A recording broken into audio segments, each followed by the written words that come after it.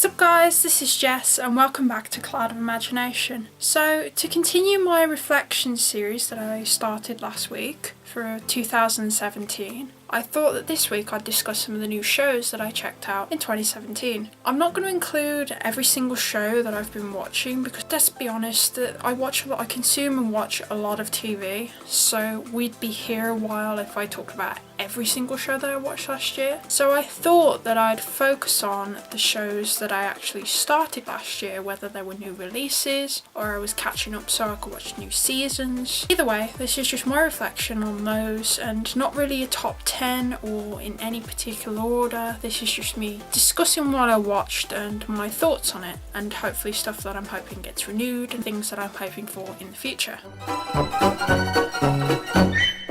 So to kick this off, I'm going to start with one of the first shows I think I remember watching this year. It released in March, and that was Iron Fist. Now I keep up with a lot of the Marvel Netflix shows. I really enjoy them. Honestly, normally when they hit, I tend to binge them in a day or two. I'm not sure if I'm going to be able to do that now because I've got my mom kind of hooked on some of them.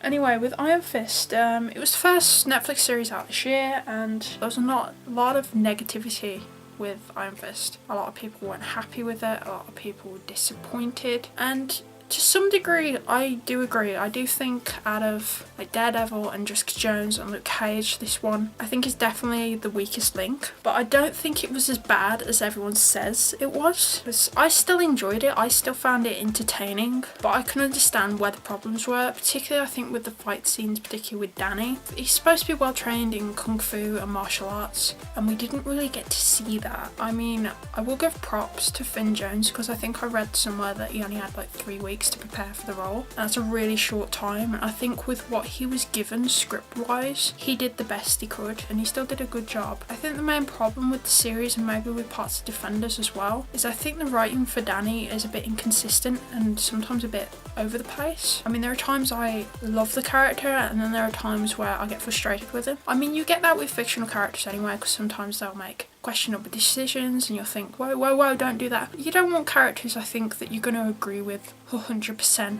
all the time. But saying that, I still think they need to get better with the writing for Danny. I'm hoping when we get some more of Danny in like Luke Cage season 2 and Iron Fist season 2, we shall see what they do. And I still want to give Finn Jones props. I still think he did the best he could. Particularly, I really loved Colleen. She was amazing. Her fight scenes were so cool. I loved I think the introduction scene with her was in a boxing match. I really loved her character, and I loved the connection that she had with Danny. And it was also interesting as well to see her perspective on the hand. It was also interesting to maybe initially see that she thought, oh, but the hand's kind of like can be a force for good as well, and then she got betrayed, and that was a really interesting storyline, and it added some really interesting things to her character. And I really liked her scenes with Danny. I think her connection with Danny was really cool.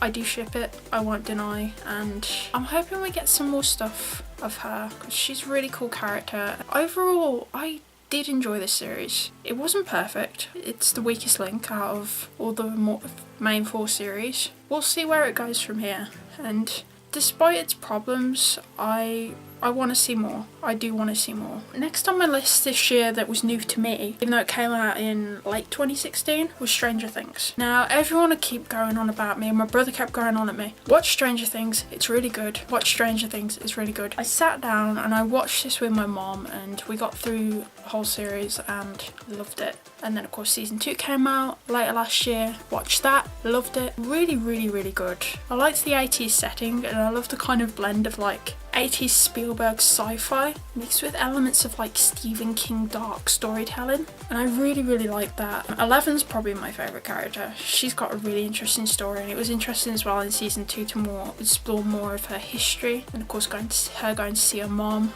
That was really sad. But then of course finding others like her and realising there's other psychics in the world, and it'd be interesting if we get to see any of the other ones, because we've seen 8, I think, was that other girl. I think the other girl was 8, and of course she's 11. That was really interesting. The story is so so well written. It hooks you in and creates lots of mysteries, and I mean, it was interesting to see all the characters kind of initially have their separate investigations of what's been going on, and then them all coming together at the end to fix the problem and work together.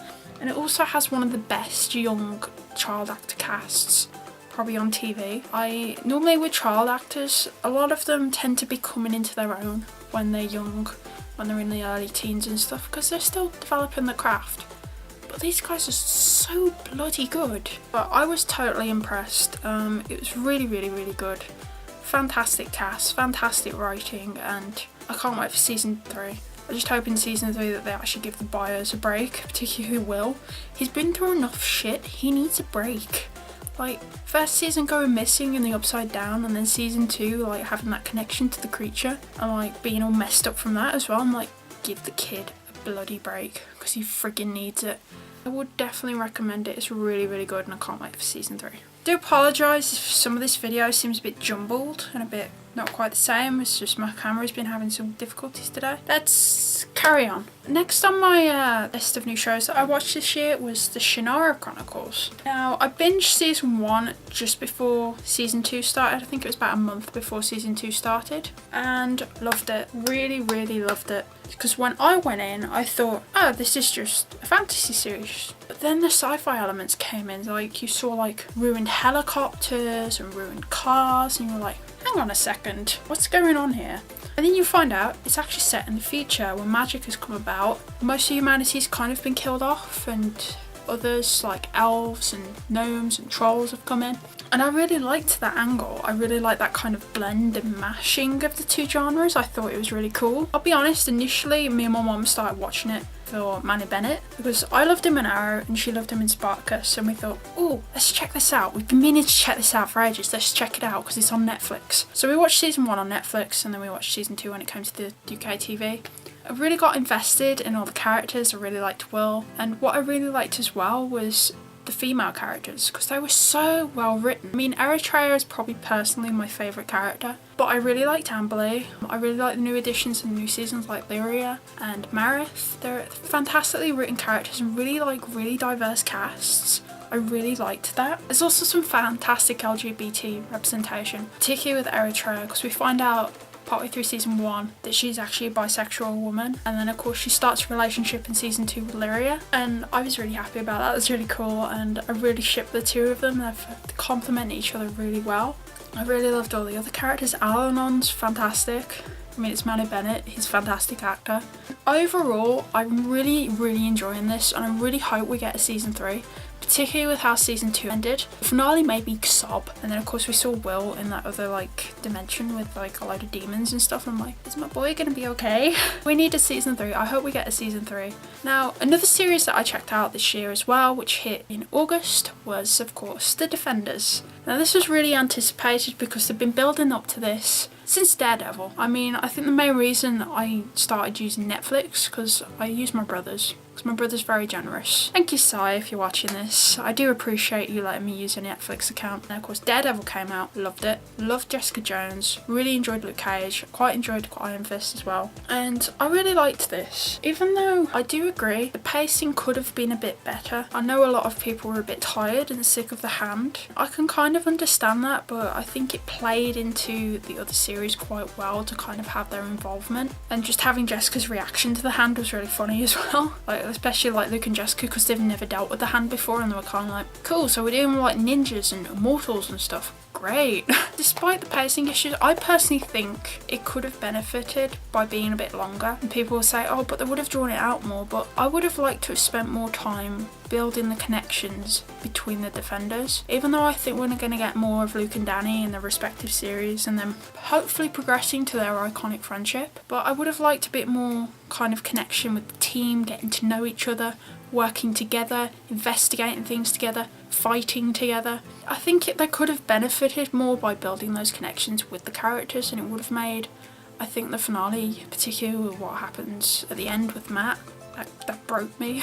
But I think it would have made that a bit more emotionally impacting on everyone else. I mean, I'll be curious to see in their respective series how they're coping with that. Overall, I really loved it. I mean, Claire, I love Claire. She is the 5th defender, and I would count Colleen as a defender as well, because they both help them out just as much. I have to say, out of all the defenders, I can't decide which one's my favourite, because it's kind of a tie between Matt and Jessica, because I love them both. I really love Daredevil, I really love Jessica Jones.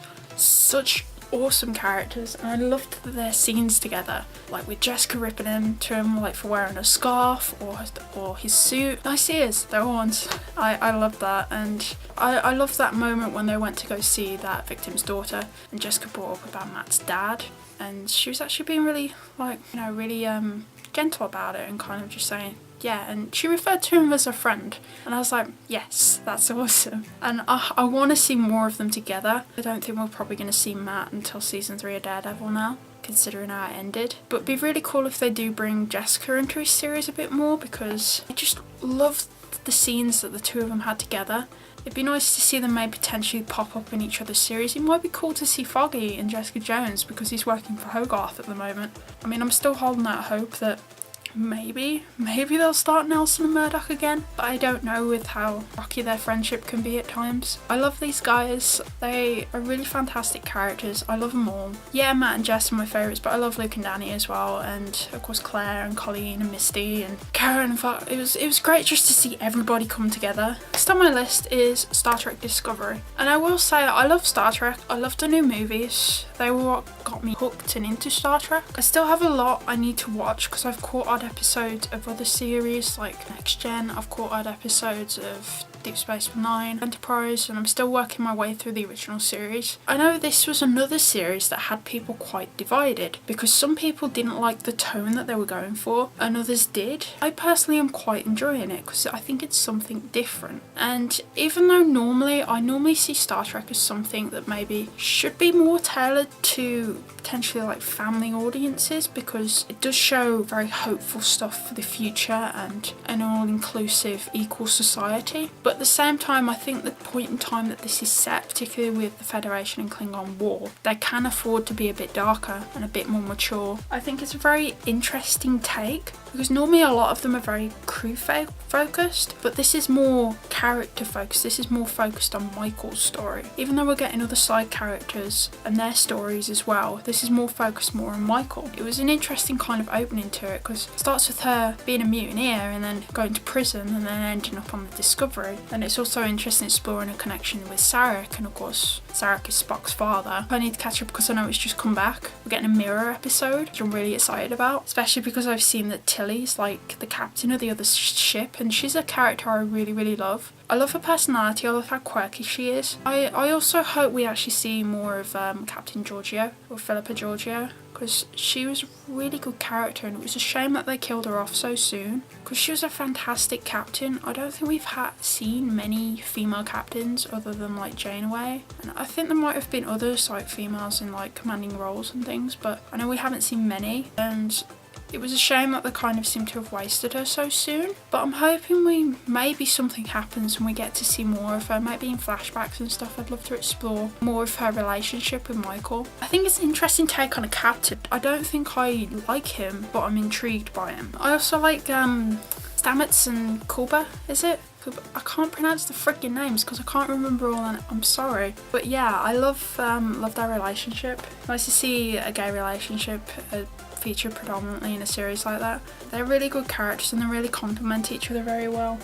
I have a feeling from what I've seen of the new episodes, I'm probably going to cry about them, because I'm just like, because of Stamets using himself as like to help with the spore drive, and it's been affecting him and things, and kind of seeing how it's affected him and how ill and bad it's made him is really sad and really heartbreaking, and you can see how it affects them, and they're such an interesting partnership, and I really like two of them. I really ship it. They're great together. And I hope they get to go to the opera sometime, because they deserve a freaking break after everything that's happened.